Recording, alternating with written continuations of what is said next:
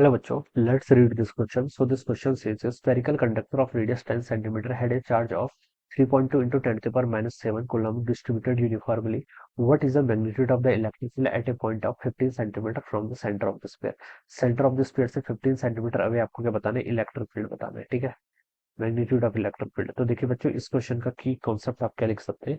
Electric field लिख लीजिए, electric field because of a conductor लिख लीजिए। क्या लिख लीजिए? Electric field due to a conductor. This will be the key concept of this question. Alright.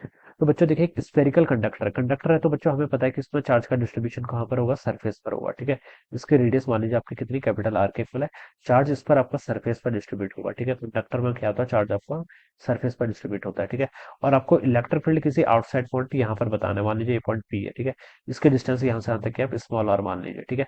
तो देखिए, आउटसाइड पॉइंट पे इलेक्ट्रिक फील्ड का क्या फॉर्मूला होता है? ये होता है आपका Q divided by 4 pi epsilon naught R square और ई आर कैप, ठीक है। ये होता है, ठीक है। चार्ज पॉजिटिव है तो इलेक्ट्रिक फील्ड आपका रेडियली आउटवर्ड होगा, ठीक है। हमें मैग्नीट्यूड बताना है सिर्फ ऐसे, ठीक है। और चार्ज पॉजिटिव भी है तो आउटवर्ड ही होगा, ठीक है। हमें यहाँ पर मैग्नीट्यूड बताना है, मैग्नीट्यूड ऑफ इलेक्ट्रिक फील्ड। तो बच्चों देखिए, इसको हम क्या लिख सकते हैं यहाँ पर से?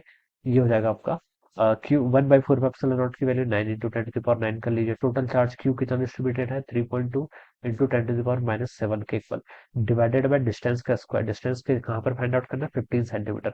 15 सेंटीमीटर को मीटर में कन्वर्ट कर लिया, अब इसका स्क्वायर कर लिया, ठीक है। तो ये यहाँ से मैग्नीट्यूड आ जाएगा।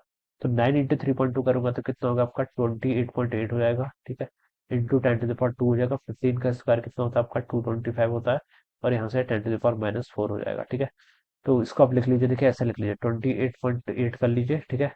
और इसको मैं 22.5 करूँ तो -3 होगा, और -3 ऊपर आके +5 में हो जाएगा, तो ये +5 आ जाएगा। नीचे कितना आ गया? 22.5, ठीक है। अब ये वैल्यू को सॉल्व करेंगे तो देखिए 1 तो इधर आ जाएगा, ठीक है। और और क्या आएगा? 1.28 के इक्वल ही आ रहा है, देखिए सारे ऑप्शन सी 1.28 है तो यही होगा, ठीक है। और 10 to the power 5, बस इस फैक्टर पर ध्यान रखिए, न्यूटन पर कूलम की इक्वल आ जाएगा, ठीक है। तो ये आपको फर्स्ट ऑप्शन से मैच करिए, 1.28 into 10 to the power 5 Newton पर कूलम। ऑलराइट। तो ऑप्शन 1 क्या होगा? इसके करस्पॉन्डिंग राइट आंसर हो जाएगा, ठीक है। तो इस तरीके से सॉल्व कर लेंगे। So I hope you understood this concept. All the best and thank you so much.